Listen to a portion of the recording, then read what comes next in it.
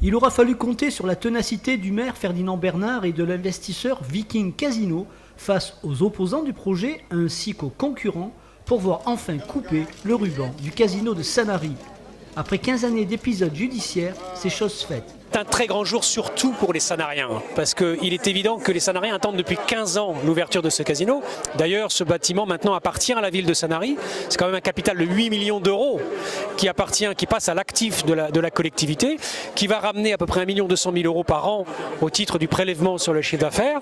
On va verser 1,2 million de loyer, dont 650 000 qu'on a versé ce soir en chèque à monsieur le maire. Donc la ville s'enrichit et je suis heureux et fier d'avoir tenu tête, d'avoir combattu avec monsieur le maire tous les jours pour arriver au bout. Et avant-hier, pour ne pas vous le cacher, dimanche, on se promenait dans le casino, on était tous les deux et on se demandait si on rêvait pas. Tout simplement parce qu'au bout de 12 ans, on se pince et on se dit est-ce que c'est vrai ce moment? Eh bien il est vrai pour les Sanariens, il est vrai pour monsieur le maire, il est vrai pour moi et c'est un vrai bonheur effectivement. Lors de cette soirée, nous apprenons que le maire Ferdinand Bernard n'était pas du tout favorable à ce projet. Il avait des préjugés. Demandons-lui.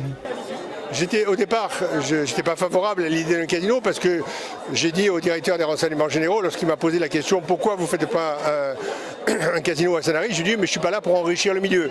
Et donc il m'a expliqué que c'était des histoires du passé et qu'aujourd'hui le fonctionnement et la surveillance des casinos étaient tels que c'était assez peu probable que ce genre d'événement mafieux puisse se produire dans le fonctionnement d'un casino.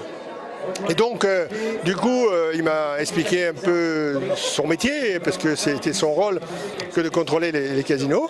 Et donc, je me suis dit, on va tenter l'expérience. Et c'est vrai, ça a été un parcours du combattant, parce qu'il nous a fallu un peu plus de 15 ans. Donc, je dirais qu'aujourd'hui, les Sanariens sont beaucoup plus riches qu'avant.